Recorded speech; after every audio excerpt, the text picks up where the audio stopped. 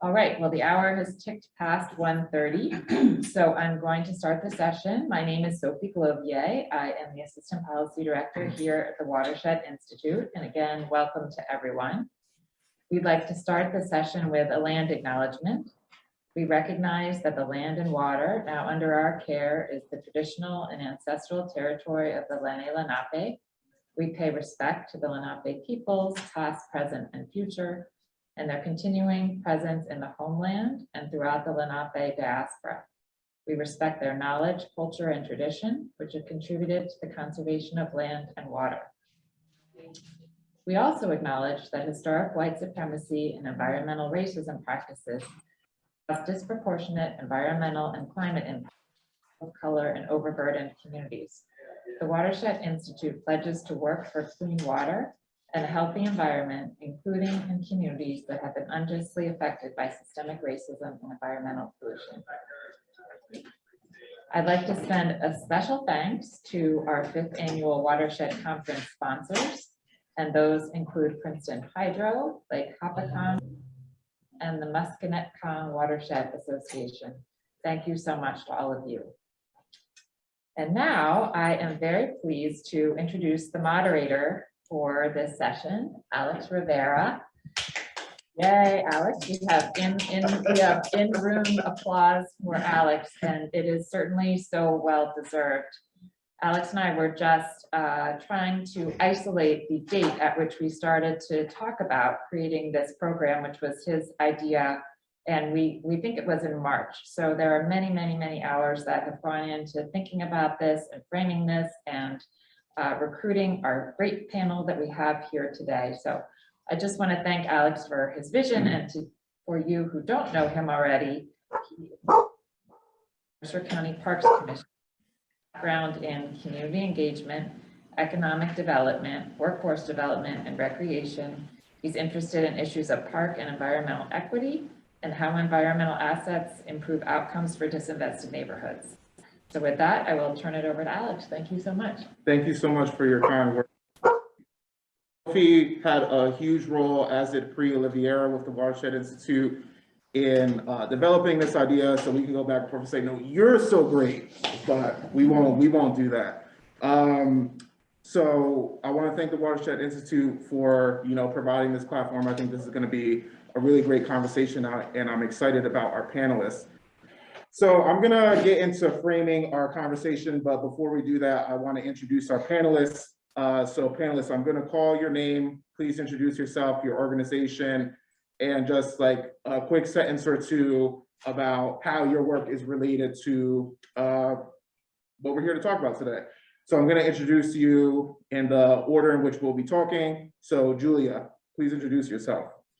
Hello, everybody. I'm Julia Taylor with the Trenton Health Team. I'm a city planner by training, and my work intersects here because I spent a long time looking at vacant lots in Trenton and thinking about how we could make sure that they work better for the city and for the residents. And my joke now about what I do is I work at the intersection of public health and community development, but I've always been a community planner more than a city planner. And so this idea of social determinants of health, I think, is excellent, but there's a field that's been thinking that way for a long time, at least the way that I was taught it and practice it. So I'm glad to see the sectors coming together a little more. Thank you so much, Julia. Samir? Hi, everyone. I am Samir Dalal. I'm with the Pennsylvania Horticultural Society, and I focus most of my work with the Philadelphia LandCare program, which cleans and greens vacant lots in the city of Philadelphia. And so we work with a little over 12,000 vacant lots throughout the city, kind of setting the foundation and the stage for more to happen. So look forward to the conversation. Thank you, Samir. Natalie? Thanks, Alex. Hi, everyone. My name is Natalie Cohen. I'm the Senior Coordinator for Conservation Programs at the National Wildlife Federation. I work in our Mid-Atlantic Regional Center, and I live in Baltimore. But I am here, my work really is focused on urban conservation, and similar to Julia, the intersection of social and racial justice, community organizing, and conservation efforts, with a focus on vacant lots. I'm happy to be here. Thank you so much, Natalie. So I'm going to frame the conversation that we're going to have a little bit. There's some terms that I want to define so that we are all working from the same understanding as we go through this session. So at the end of the day, this is a session about using nature as a tool to solve challenges. So I actually don't have like an ecological or biological background. My main thing is I want to solve community problems, and I think that nature is an excellent way to do it. So that's what we're here to talk about. I want to define urban really quick because there's a lot of different ways that urban gets defined. For the purposes of this session, urban means areas of high impervious cover, limited natural features, high population density, and communities of people traditionally excluded from power processes.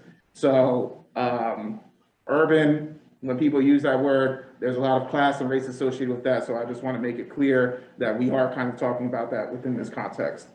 I grew up in the city of Trenton, so a lot of what we're going to talk about today will refer to the city of Trenton a lot, and I just want to share a little bit about my own experience. Nature was elsewhere. It was not where I was, which I now know is not true. And this investment, kind of my experience, I've come to see that this investment is an environmental justice issue. So communities like Trenton are not well positioned to address climate change challenges, but there is definitely opportunity to do so. And I think kind of the nature-based redevelopment of vacant lots is an asset that many communities have that can help them improve their resilience to climate change while also addressing some of the other challenges that they have. And I just want to make it clear that climate change is 100% a threat to the economic, health, and social justice efforts that many of us engage in our work. So it's very necessary to wrap the environment and environmental solutions into that. Really quickly, I also want to define green infrastructure.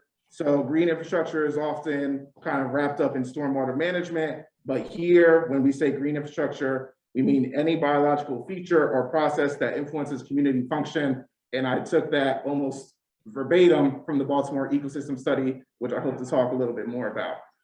All right, so we're gonna start with Julia and how this is gonna work. I'm gonna ask Julia a couple questions. Natalie, Samir, you're welcome to kind of jump in if Julia says something that you find interesting or there's something that you want to say. And for everybody out there, please put your questions into the chat. We are monitoring that. And if somebody says something really interesting, we'll kind of jump into it right then and there. So Julia, I think the first question that I want to ask you is about your experience with vacant lots. So you've done a lot of that work when you were with Isles. What did you learn about vacant lots from your work with Isles, and how does it influence the work that you're doing now? Well, first, let me say that Jim Simon from Isles is here on this panel right now. And so most of what I'm going to talk about was done with and developed by Jim. So I want to acknowledge that. So Jim, please feel free to jump in at any point. And I also want to acknowledge that the work I'm going to talk about really started in around 2009, but that is obviously not the work. That's not the beginning of that work in Trenton or anywhere else. For instance, Isles' first project was in 1981, and it was a community garden on a previously abandoned lot that had been dumped upon. So, and I guess I should also let everybody know that prior to joining Trenton Health Team 2.5 years ago, I was at Isles for 10 years. So that's sort of the nexus, the relationship here. So Alex, you want me to start with my experience with the vacant lots, and we'll get to the health stuff later, which is fine. I think if you're okay with that, I'll bring up a slide. Is that all right? All right, you are able to share your screen. Okay. All right, you all should be able to see my screen now. Is that correct? Okay. So what I'm showing you now is a map of vacant lots. This is the map from restoringtrenton.org, which is a website that Isles maintains.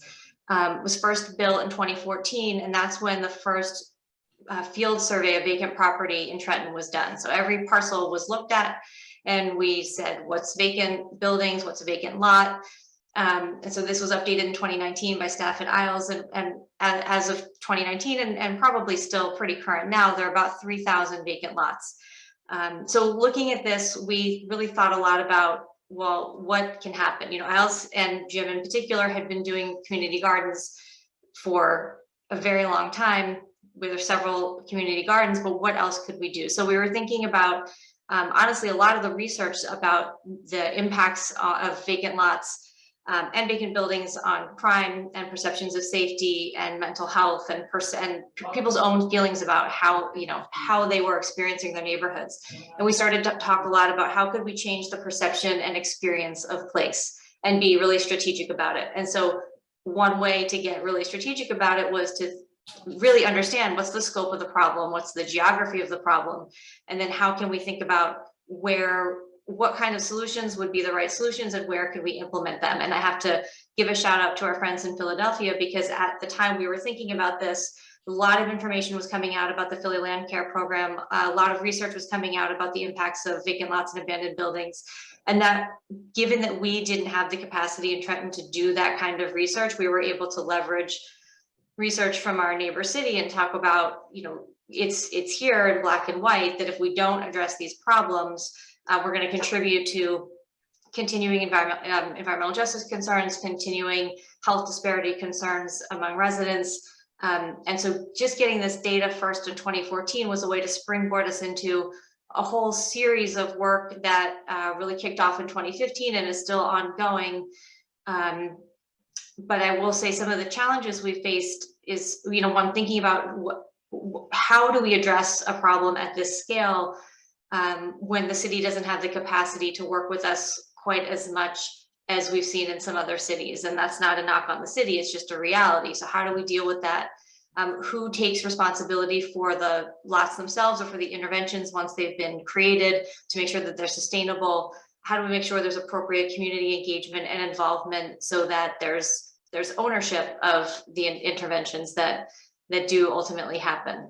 So I'll stop there. That's kind of an overview of how we, you know, what we learned.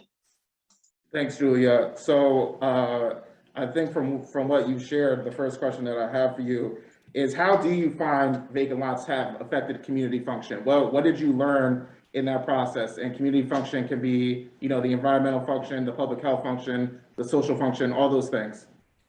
Yeah, I'll back up a little bit. In 2009, Isles worked with the city on a community action for a renewed environment project that was funded by the EPA. It was a planning process, a year-long citywide planning process to identify residents' highest priority environmental health concerns. And the results of that were not what EPA was expecting. We got very close to getting an implementation grant twice. We never did. And part of it was because the issues that the community said they wanted to address weren't air pollution or water pollution or soil contamination, the normal media that EPA was used to working on.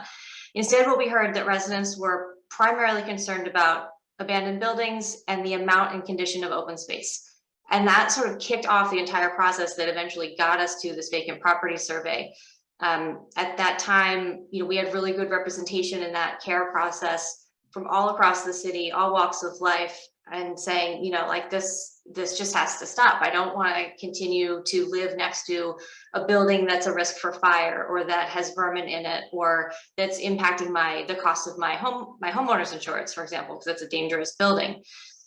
So we heard from people through that process and through several other neighborhood planning processes and recreation planning processes that, you know, already in a city, Alex, you can probably speak to this better than I can. Already in Trenton, there are pockets where people feel comfortable and pockets where they don't, and people often won't move from one pocket to another. So if we're trying to build community cohesion, it just makes it all the more difficult if there are places that people physically do not want to be near or go past. If people don't want to go past that scary lot or that scary building. And we heard that time and time again. It was most of the conversation that we heard from residents was about crime and safety and sort of feelings of comfort or discomfort.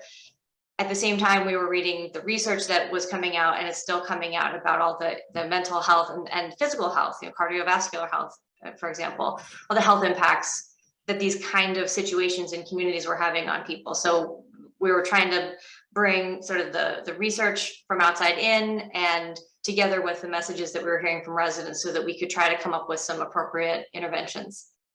Okay, so I just want to make sure that we're capturing what it is that you're saying. So you're hearing from residents that the existence of vacant lots is affecting their mobility even within their own neighborhood, and it's a mental health burden to them. Is that correct? Yes, that's correct. And we heard a lot, people stressed that they were concerned about they knew the guns were stashed in some of these vacant lots, for example, and they didn't want to have those opportunities. That's one of the other ways that we tried to be consistent in our language was trying to make places inhospitable for crime.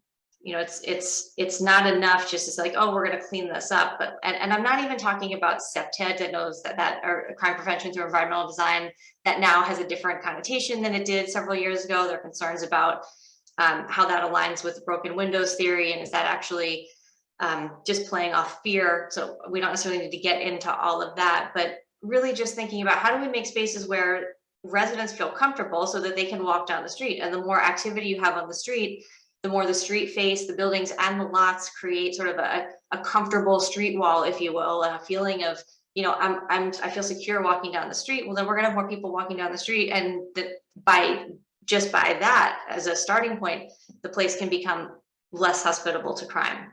So we were trying to, sort of thread the needle, knowing that we weren't going to be able to make huge interventions all across the city, but where could we work with residents to make at least small interventions and build on them to help to build that sense of security. All right, thank you, Julia.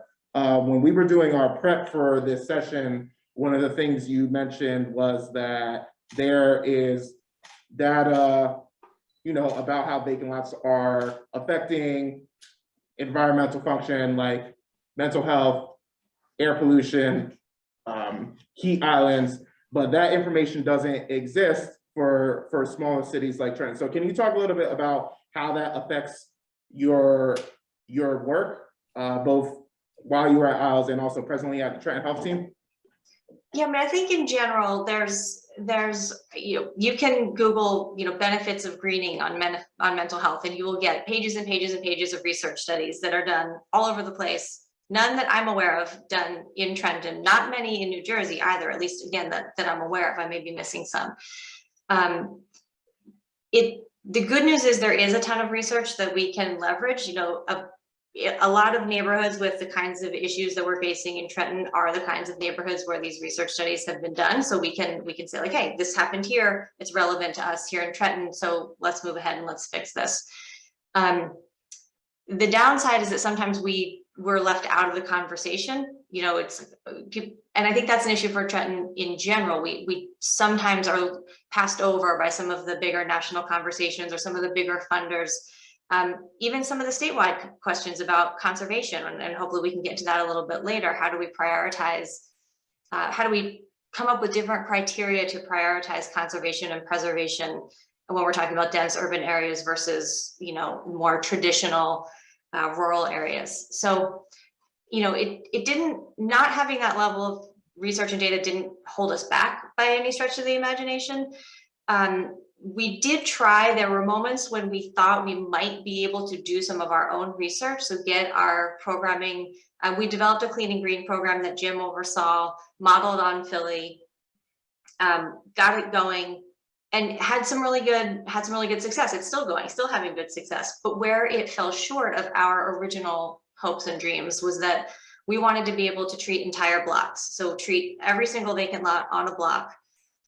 Because in my personal opinion, one lot isn't enough. It'll just fall back to entropy unless it's really owned by somebody, some entity.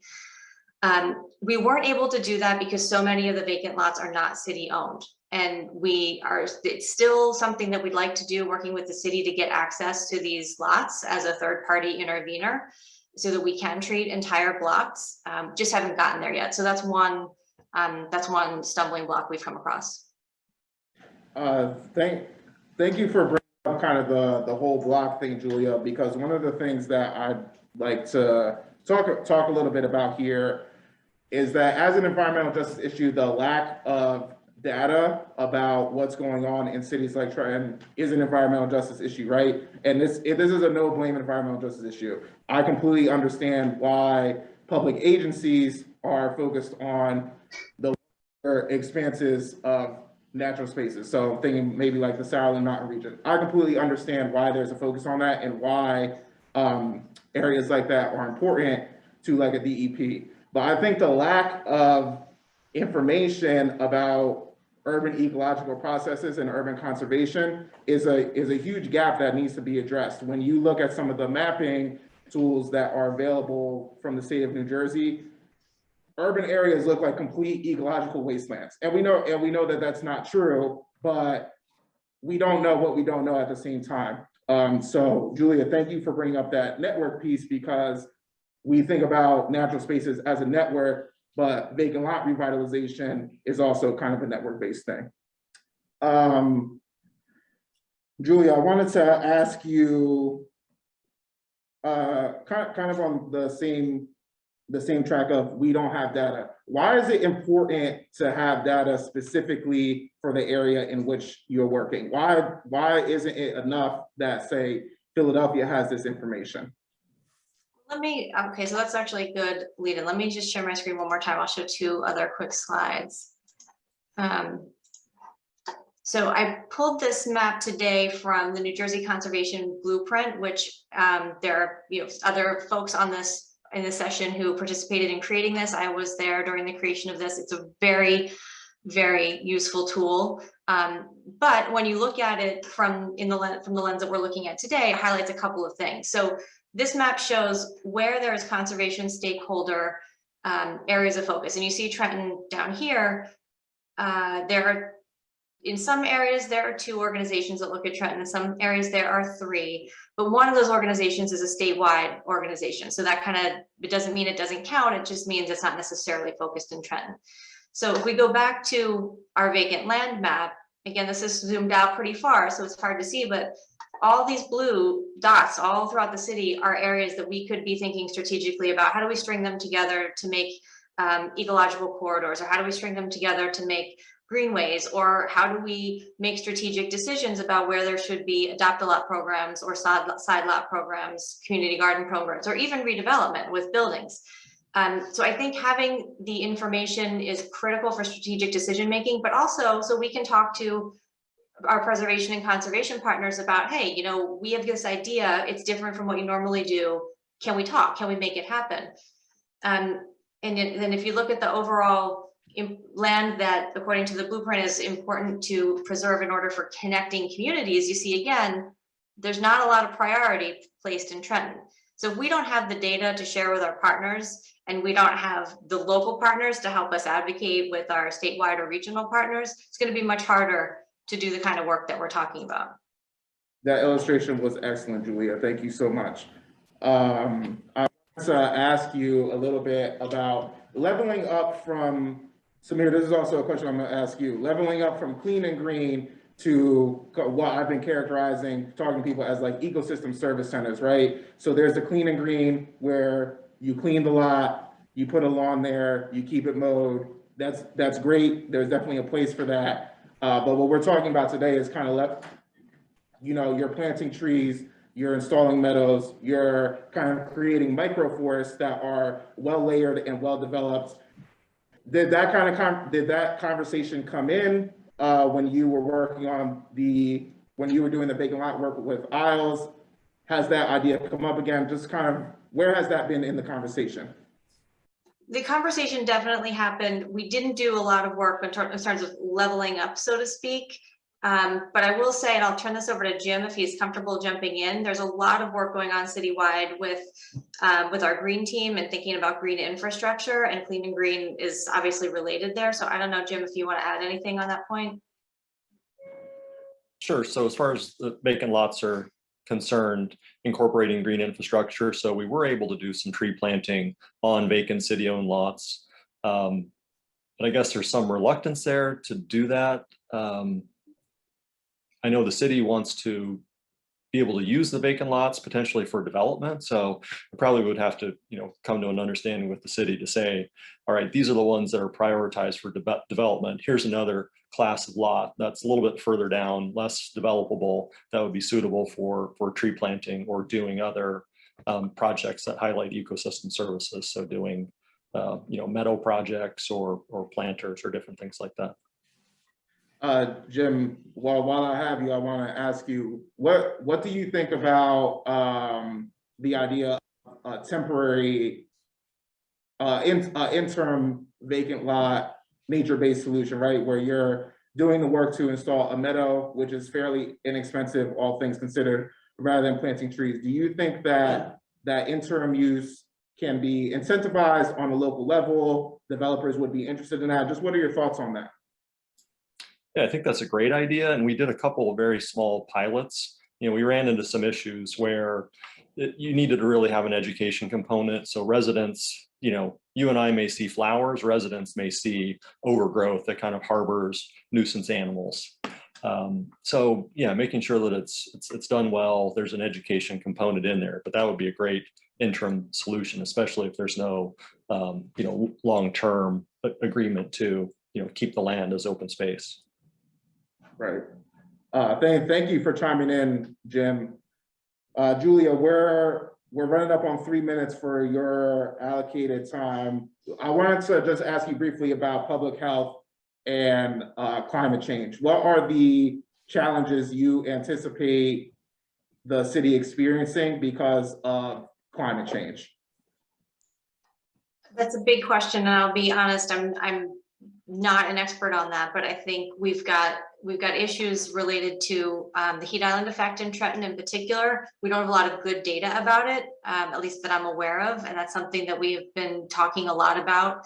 How do we make sure people have appropriate resources so that they are not overheating, and how can we do a better job of greening the city so that we are not a heat island? We have a lot of cardiovascular disease and we have a lot of asthma, and cardiovascular disease is we often forget that it's related to issues in our environment. Like this is not a climate change issue, but for adults, cardiovascular disease is often linked to lead poisoning, something I have learned over the past couple of years. But thinking about asthma and particulate matter, and if we're not making the entire city, the entire environment safe, it's just that much more vulnerable. Trenton obviously has a lot of streams and the river, so we're thinking about flooding as well.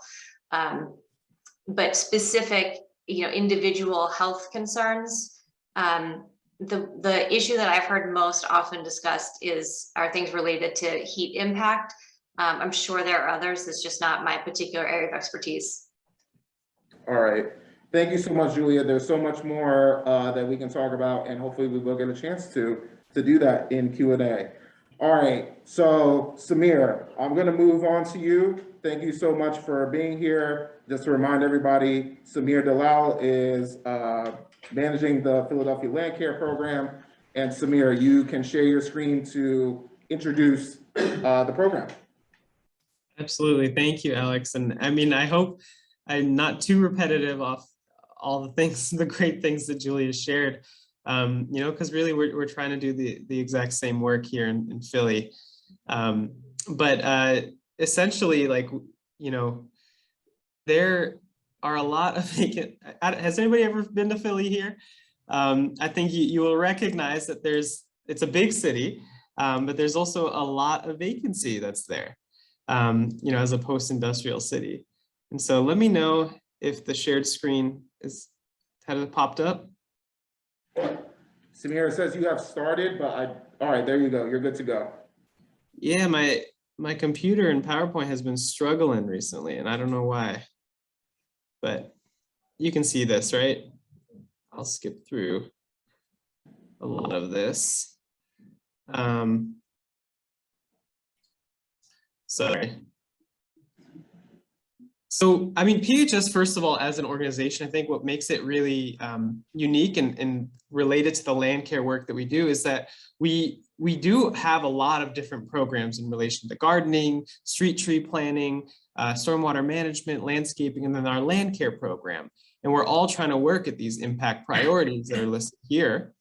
But I wanted to share a very quick story of this wonderful human being, Miss Sheila Parker here, who lives in West Philly. And she herself, you know, she grew up in this neighborhood, had left for a little bit, and then moved back into her parents' home. And she really spoke about how the neighborhood transformed, how there's more vacant lots, there's more crime, there's trash everywhere, and it's a mess. And we came in, you know, to help her with her vacant lot. And so Philly has over 40,000 vacant lots spread out throughout the city of Philadelphia. And most of them are a mess. You know, these are just some quick photos. I'm sure I haven't spent too much time in Trenton, but I'm sure that it's similar realities. You know, we're in the Northeast and it rains and it gets wet and things grow and it's terrible. And we convert those lots into lots like this. And that's the exact same site. So you can see here is converted to that. And we work with a little over 12,000 of these lots. And so let me stop sharing here. And so really what we do is we are trying to set kind of the par for vacant land. Most of the vacant land that exists are in communities, as Alex described, would be considered, you know, urban communities, communities that are disinvested in, communities that are minority communities, people of color. And those vacant lots are not taken care of, and nobody deserves to have that in their own community. And so I think one of the things that we learned, this program started back in the early 2001 as a pilot project. One of the things we learned is that we can't, as much of a community organizer I am, we can't depend on the community to maintain vacant lots. It's not fair to them. It's not sustainable. It's not right.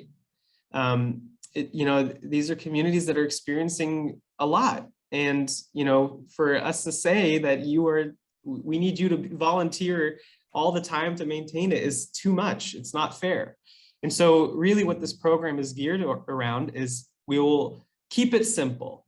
We will maintain it at a very simple level, but it's also creating jobs. And so we are all about supporting local contractors. We seek them out, we help build their business up, help them expand and grow, so that the money is actually that's being spent on maintaining these vacant lots goes right into the pockets of the community that's living there. So it's not a volunteer basis, it's a job to maintain these lots. And I think that's really important. Samir, thank you so much for highlighting the idea that you can't ask residents to volunteer to maintain these lots. I think that it's a trap that many organizations fall into, and just the reality of needing to live your life and kind of the historical context of being in this disinvested community and then saying it's all on you to take care of it. It just doesn't work. So I appreciate you highlighting that. Samir, I wanted to ask you kind of just details about the program model, right? What is a vacant lot that works for the program, and kind of what's the goal with any given vacant lot, and what kind of vacant lots don't work in your program model? So, I mean, most of the vacant lots work. I think one of the things that is important to mention is how close our collaboration is with the city, and I'll explain why. I know there's a question in the chat saying, how are we funded? Actually, most of this program is funded through the city. City Council funds it through taxpayer dollars. But also there are local ordinances here that give us permission to work on both private land as well as city-owned land. So really, any vacant lot that is owned, unless it's like the railway, you know, that vacant strip of land by the railway, or, you know, some big factory that's way too large for us to handle, is available for us to work on. And there's so many. I mean, there's 40,000 vacant lots, and we're managing, you know, a third of it. And so there's so much that we can pick from, and our challenge is not necessarily how to find lots. Our challenge is how to pick which ones to prioritize first. And so we specifically choose on the lots that are in areas that are not experiencing rapid change in development. We focus on the neighborhoods that the lot is just sitting there and causing a nuisance and a harm to the community. And so we focus on those areas, focus on areas with schools, commercial corridors, so that it becomes a green space that actually most of these communities don't even have a park in. So it provides them with this green space available to them.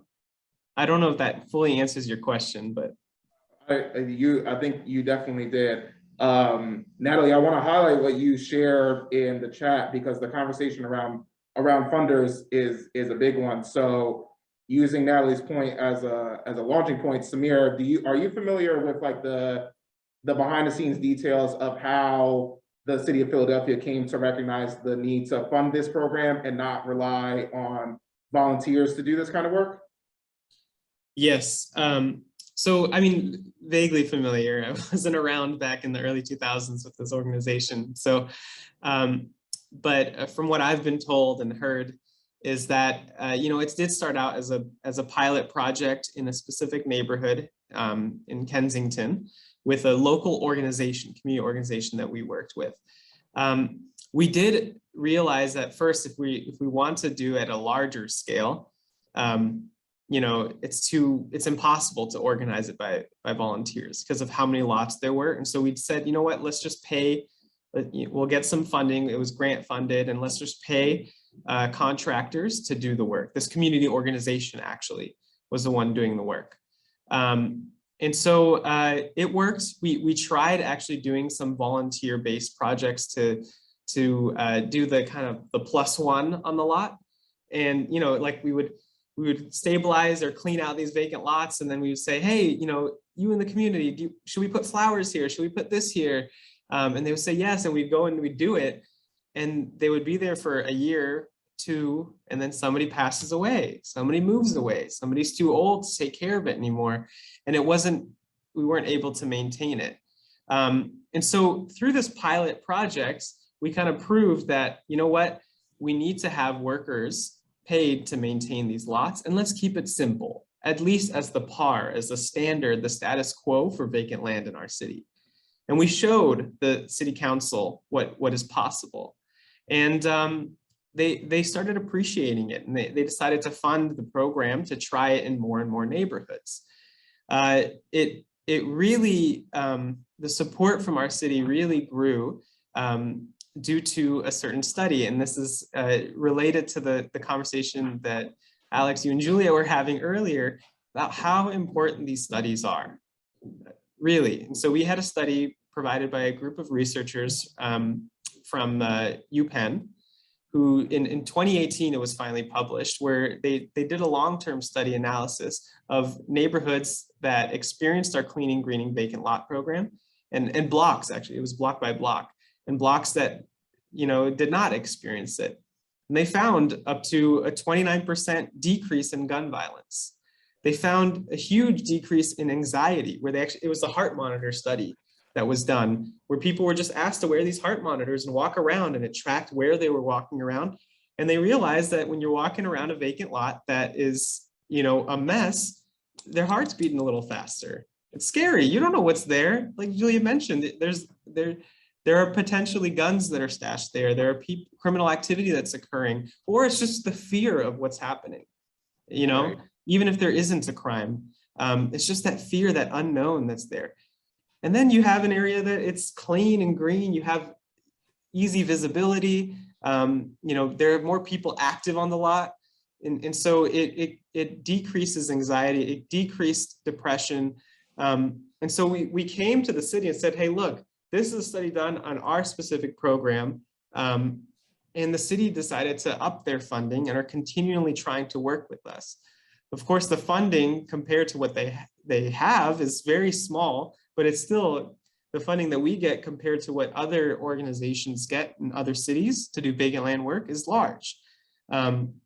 And we're so appreciative of that.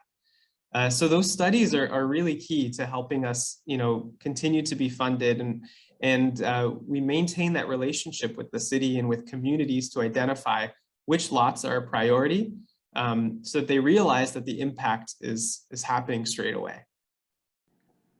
Thank you so much, Samir. So any funders or universities out there, you heard Samir, as soon as he had the money, more stuff started happening. All right. Absolutely. Samir, you've kind of touched on this a little bit, but can you talk about how themes of justice have kind of been weaved into the program? So environmental, economic, social, however you want to define justice, how has that been weaved into the program? It's an element of how our team operates and thinks about.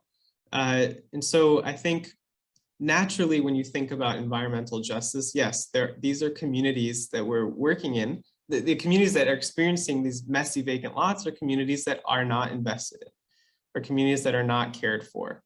And so right there and then, there's fears that arise from going out and about. They don't have green spaces to play. Like I'll share my screen in a little bit. Like I'll show you photos of people utilizing our lots. Philly, for those who have been here, they're mostly row homes. And if there isn't a park in your neighborhood, there's like no green space for you to actively cut together to congregate. And so our vacant lots, like the biggest use of them are probably like walking dogs, kids playing, and cookouts, barbecues, celebrations on the block. It's a space to bring people together when they don't normally have that space. And that's really key. People deserve to have green open spaces to live healthy lives. It allows them to live a healthy social life, but also be out in nature, which is really, really important.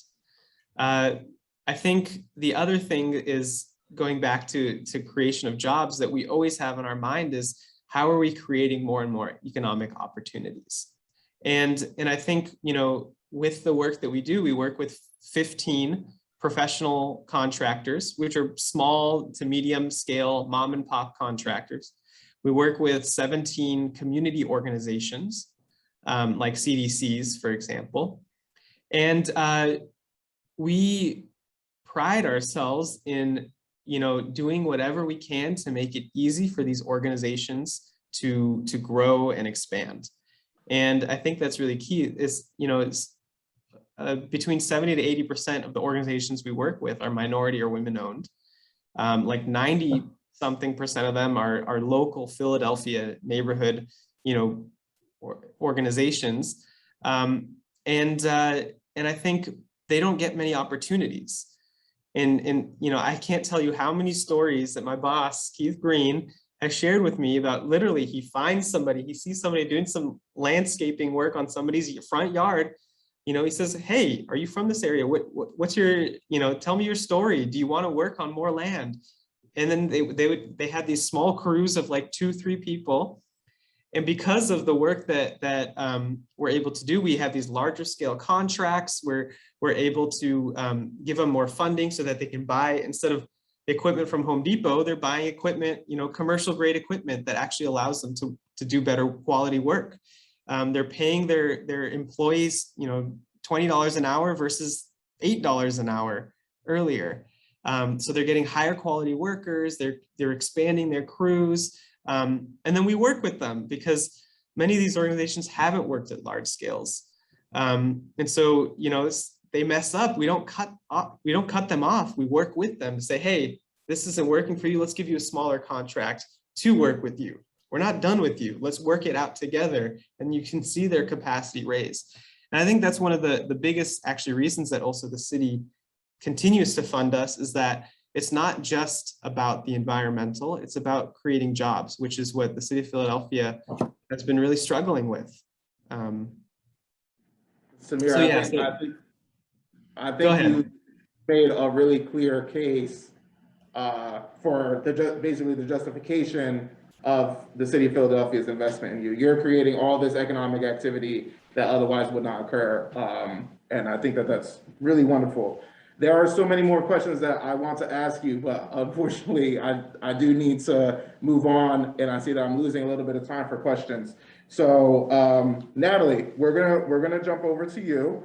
And to start off, I'd really like to hear about how the National Wildlife Federation's involvement in the Baltimore ecosystem study, and if you could provide some context to that, that would be helpful. And anything that you have done related to the Philadelphia LandCare program. Sure, thanks. So as I said in my introduction, I'm a Baltimore City girl, born and raised. And so I've been here my whole life. So, and very familiar and admire the Baltimore ecosystem study, but NWF itself did not participate in that study. However, one of the researchers who did, Dr. Chris Swan at University of Maryland, Baltimore County, was our researcher in our project with PHS and with Samir. And so I can't really offer too much on what's going down in Baltimore with the ecosystem study, but we have been, NWF's involvement with PHS, for a little over 2 years now, coming up on 3, which is just like so crazy how time flies. We've been working with Samir's team and the LandCare program to take this awesome, successful, proven model of vacant lot stabilization and kind of imagine a 2.0 and really elevating from a basic clean and green and taking the ecological services and benefits to a next level with native pollinator gardens. So with funding from the Wildlife Conservation Society, we were able to install 50 pollinator gardens on 26 different LandCare lots in West Philadelphia in 2 neighborhoods, Strawberry Mansion and Mantua, which is on either side. If you're familiar with Philadelphia, it's on either side of Fairmount Park, which is a massive park system. And so we are really trying to envision what cities like Philadelphia, like Trenton and Baltimore, these post-industrial port cities, could do with their excess land that is, in the form of vacant lots and underused or not able to be used. And so we wanted to see how cities could transform those lots to provide climate resilient wildlife habitat, green stormwater infrastructure benefits, public health benefits, providing equitable access to nature, which Samir was saying is so important in neighborhoods like the ones we were working in. And then also to create economic job opportunities and economic stimulation on like a super hyper local level. So yeah, our gardens went in the ground in fall of 2019. We worked with a local contractor to install over 15,000 native plants on those 26 different lots. And then we also worked with local contractors to maintain all 50 gardens. And just as Samir said, that these are your average landscaping contractors. They aren't trained in conservation landscaping. So we equipped them with and yes, Samir, if you wanted to share your screen, that would be awesome. We can get some pictures going.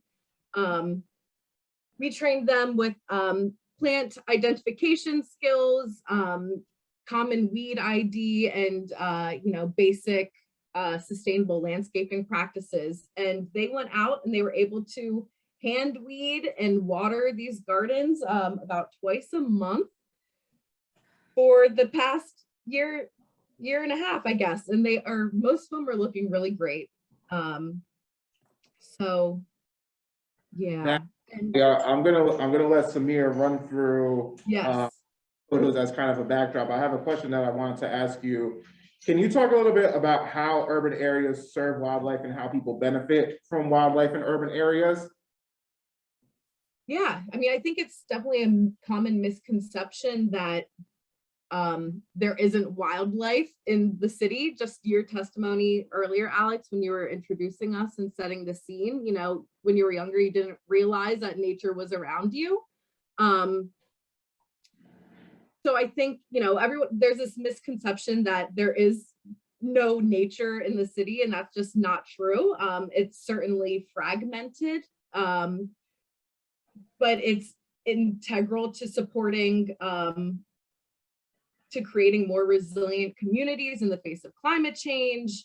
I think a lot of us on this call probably know the power of creating a resilient ecosystem and all that has to offer. But then also in terms of like the connections to humans and how healing nature can be and how meditative, and it can be a gathering space. So there's both, concrete evidence of, environmental benefit, but then there's concrete evidence of public health and mental health benefits as well. So I think it's a win-win-win for everyone, wildlife and people. Natalie, what made the vacant lots that you ended up working with good candidates for the pollinator gardens that you installed? And was there like a learning curve on a learning curve for the contractors who were working on this? What did you have to teach them, if anything?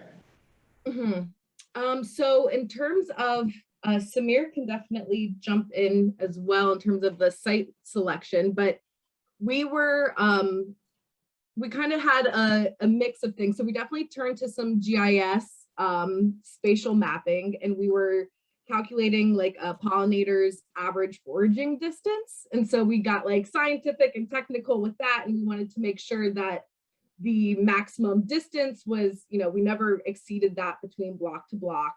So that was probably like our most technical site selection. But then we also looked at sites that had high visibility, sites that were already activated and had some sort of community involvement or enthusiasm to have, a garden installed there. Murals, a lot of the lots that we worked on had beautiful murals. And yeah, and I think, Samir, were we looking at any other major indicators? Oh, sunlight, that was a big one. Obviously, we wanted to plant in areas that had at least partial sun. Yeah, this is where, on our end, we are less scientific than them, the National Wildlife Federation. So they provided the scientific framework of like proximity, and, we want to make sure the pollinators hop from area to area, sunlight, like all those things. And then thankfully, because we've been working in these neighborhoods for so many years, we had relationships with community. And so it was easy to kind of pinpoint who are the people who, would love this and who would care for this and appreciate this. And even though they were contractor maintained, there are some lots that neighbors came out and they would water it extra, and they planted some sunflowers and other things, and they're gorgeous and amazing. And then there are a couple lots that, community members actually started adding some extra things like benches on there. And it's just, I think one of the key things about this is that it's a large impact, but a very simple, I hate using this word, but intervention, a very simple, application that's added there, so that it doesn't become a burden, and it creates a big impact on neighbors. I mean, Natalie, you heard plenty of stories yourself when you went out there. Like neighbors loved it, and they appreciated it, and then it also helps the environment in ways that the average person does not understand. But what are some of the things, Natalie, that you loved about that you heard from neighbors? One particular neighbor, her house was right across the street from some sort of power grid infrastructure, and she just had a small strip of grass in between the sidewalk and her end unit row home. And so we put a long, each garden was roughly 300 square feet, so a decent size. And she was out there, we did research. So Sophie, I can definitely answer your question about stormwater findings. We were out there conducting research, and she came out and was just absolutely overjoyed and told us a story about how many dragonflies she saw. And she had never seen dragonflies in her X number of years that she lived on that block. And she saw, like, once that garden went in, it was just dragonflies all the time, and how it was just so amazing. I loved it. And I love Philly in general. People always stopping and asking what you're doing and how can they get involved, or how can they get a LandCare lot, next to them, which then I defer to Samir and the PHS team. But yeah, it's an amazing project. Natalie, I actually Yes. have a question that I'd like. Actually, I want to point you to Sophie's question. So in addition to the foraging distance of pollinator research data site selection, what other ecological research or analysis did you do related to the LandCare program?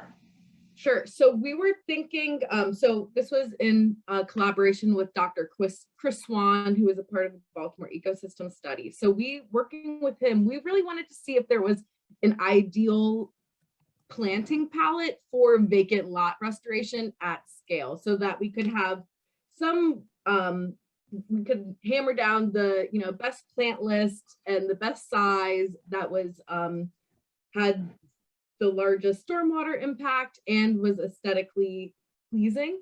So we went out there with Dr. Swan and we want to make sure that we calculated soil compaction from the pollinator gardens themselves versus the sod surrounding the lot. We calculated alongside the compaction, soil moisture of the sod and the garden itself. And we looked at overall plant survivability. So we wanted to, and we found that one grass, prairie dropseed, did not survive on pretty much any of the lots we planted. So from those findings, we know that maybe prairie dropseed wouldn't be the best native grass to go for vacant lot restoration. But then we had blue grama, which did really great. So it was good in terms of like identifying plant species that could withstand harsh environments like a vacant lot. I think it was also in terms of real data, we need it to for many reasons, but we found that the soil moisture in the gardens were significantly higher than in the lot, meaning that it could take in more moisture and more rain. So it was doing what it was supposed to do, and the roots were sinking in and drinking the water rather than it rolling off the turf like it was on the grass.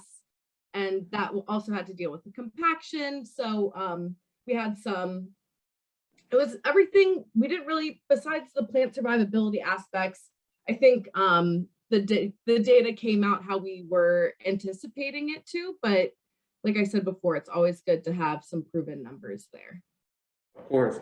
That's really interesting about the plant palette that will survive in vacant lots. I didn't know that research had happened, so I will definitely be following up with you to learn more about that. Yeah. We have a couple more minutes before I want to try to get into Q&A. So I just want to ask you a quick, this is a broad question, but about environmental justice. So do you think that,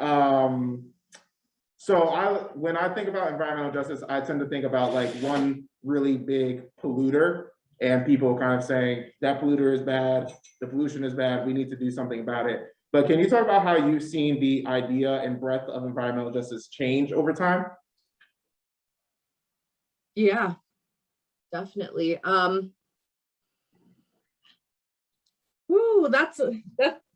definitely I asked you a big longer question. than we have time to answer.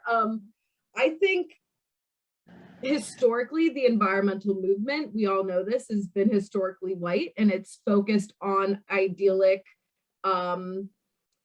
national parks and megafauna and flora, and it has neglected urban spaces, I think, because science has come such a long way, and now we realize how much we actually need to install green infrastructure in our urban environments.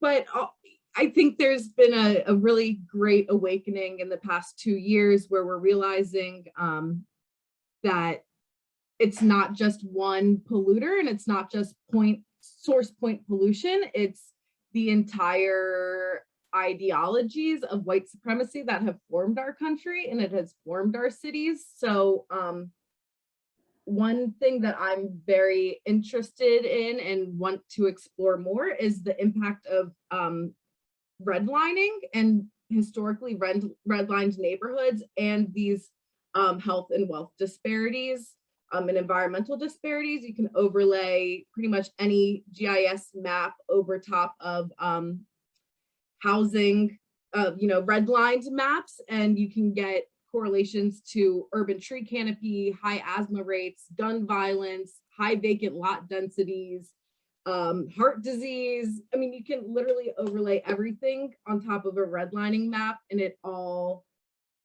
makes sense and comes together. And so I think it's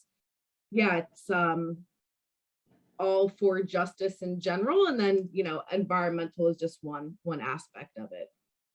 Well, thank you so much for that feedback, Natalie. I think that that's a good transition into Q&A. And I think that Julia, you put your hand up when we started talking about redlining. So do you have something to share? Yes, just want to put a plug in for a project that we are working on at Trenton Health Team. That's funded by the New Jersey Council on the Humanities. We are looking at exactly that. What is the historic redlining in Trenton, and how does that overlay with health data that we have accessible through both our health information exchange, which is individual records that of course we aggregate and look at in a safe and private way, and also bigger data sets coming out of the government. And we should be able to release something in the spring. So lots of really interesting stuff is coming out. And what's fascinating about it in Trenton, just a little teaser, is that the story Trenton tells about itself and the story people think about Trenton, but who lived where when, is not totally accurate. And so some of what you'd expect to see in the current health outcomes versus historic redlining and historic discrimination in housing doesn't quite line up the way it does in other places like Baltimore, for example. So I think we're gonna have some really interesting information to share about that in the spring. That's very cool. Thank you so much for that heads up, Julia. We're gonna go into Alex? Yes. Can I just quickly share another thought I think all three of us can easily attest to, is because of the years of disinvestment and redlining, whatever it is that has caused these environmental justice issues, I think a common thing that we at PHS commonly are talking about is that the communities that maybe are in highest need of greening support are also communities that rightfully so are a little concerned with some aspects of greening. They're the communities that, in Philly 40, 50, 60 years ago, these large trees were put in their areas that were not supposed to be, they're not the right trees for the right place. And then the city said, no, you have to pay for any maintenance or issues that it comes out. The city doesn't. And so then they're like, okay, you're putting this stuff in my area, but not helping me take care of it. And so they're against trees. They're communities that are experiencing so many other social issues or health issues that greening is a love, but it's not the highest priority that they face. And so when we seek for volunteers and we seek for assistance, yes, they want to see it, but they also have to feed the kids and take care of, work 2 jobs. And, I don't want to make any assumptions about these communities, but I think it's really important as we do greening work in neighborhoods that are highest need for greening work, that we really deeply understand the reality and look through the eyes of the community that's there and understand why, when they say that they're against something, understand that and try to figure out why and figure out how we can overcome that, but not in a way to say, but I know this is good. We all know this is good. We need to do this anyway. We can't approach it in that way. And so it's a difficult battle due to, like Natalie shared, the decades of terrible, white supremacist policies that have existed that have caused this culture. And so we really have to work on that. Samir, your commentary about community is very much connected to what we're going to talk about tomorrow. So we're going to talk a little bit more, have a deeper dive into community engagement in the follow-up session tomorrow. So attendees out there, if you are not signed up for the second session, please do sign up for the second session.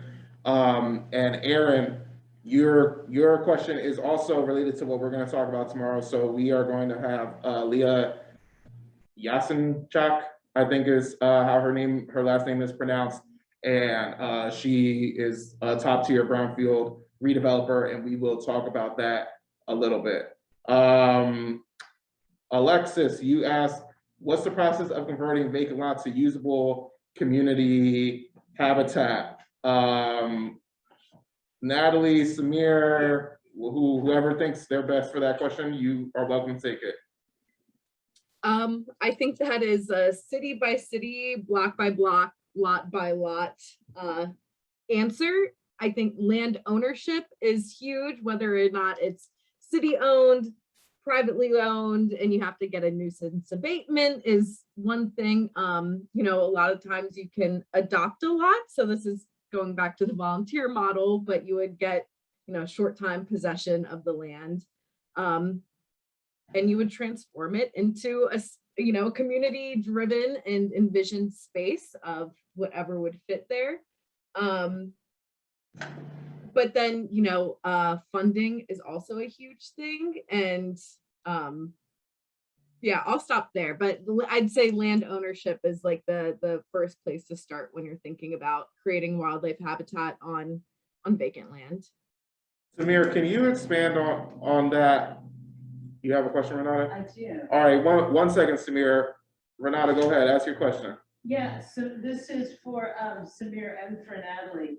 Yeah, I would agree that that land ownership is a big issue. And if we're gonna deal specifically in Trenton, we do know that the city of Trenton owns a lot of the property that's there, the government. We also know that they also don't pay taxes on a lot of that, which also depletes possible funds that go into funding a lot of things in that city.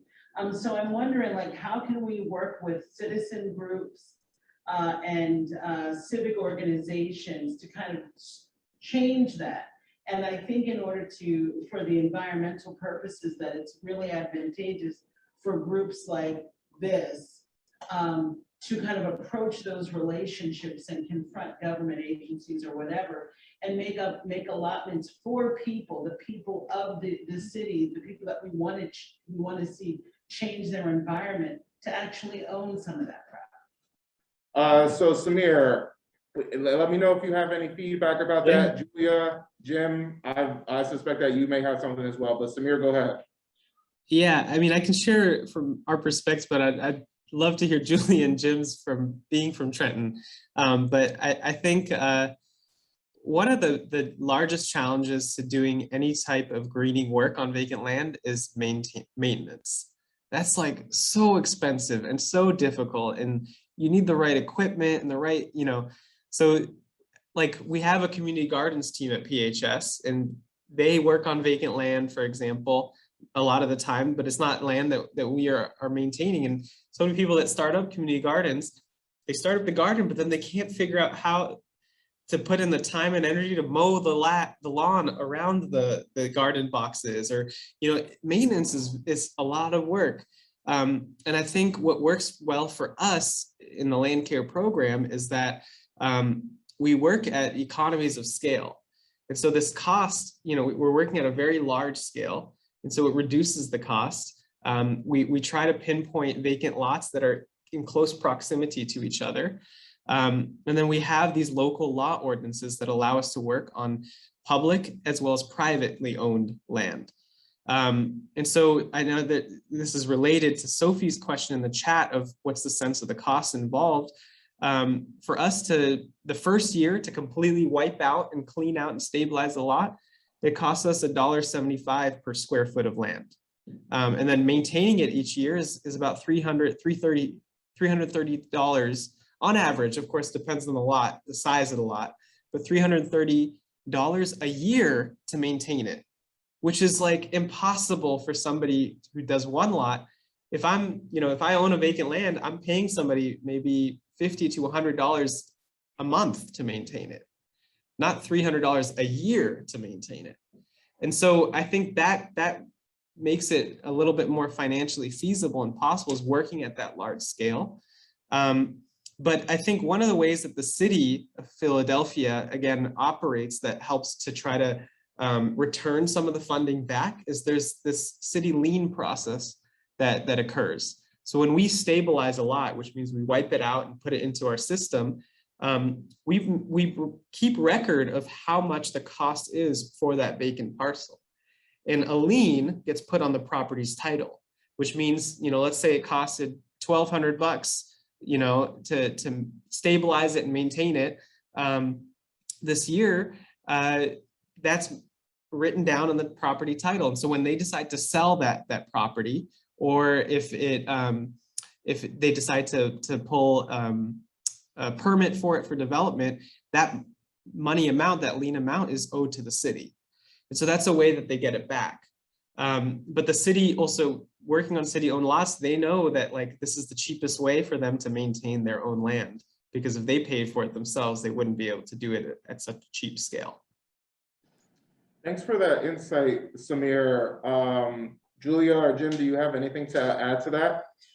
Yeah, I'll just add a couple things. I mean, for the vacant lots in Trenton, about 30% are city-owned. So that sounds like a lot, but they're all over the place. And so that doesn't help us in consolidating the work. There is a lot of state-owned property in Trenton. That is less of an issue from a vacant lot issue, from a vacant lot perspective, than it is from an overall tax base perspective. But one thing that I think, I will speak for anyone else, that I have lost sight of in these conversations over so many years about these vacant properties, is that we're solving a really weird problem. Cities are dense places, and these vacant lots used to have buildings or other uses on them for the most part. And there was a reason why there were concentrated open spaces that were owned and maintained by public entities or private entities that took ownership. So this crazy notion that we're going to cobble together patchwork ways of taking care of these tiny little properties, when you step back for a second, which listening to my really inspiring colleagues has allowed me to do today, it's like, wait a second, this is crazy what we're doing. We have to do it, but it's really a crazy problem. And it's really expensive to do it this way. Yeah, Samir, I gotta be honest, I was kind of blown away by the cost that you presented to, kind of immediately take care of vacant lot. That was surprising me. Natalie, you unmuted yourself. Did you have something to share?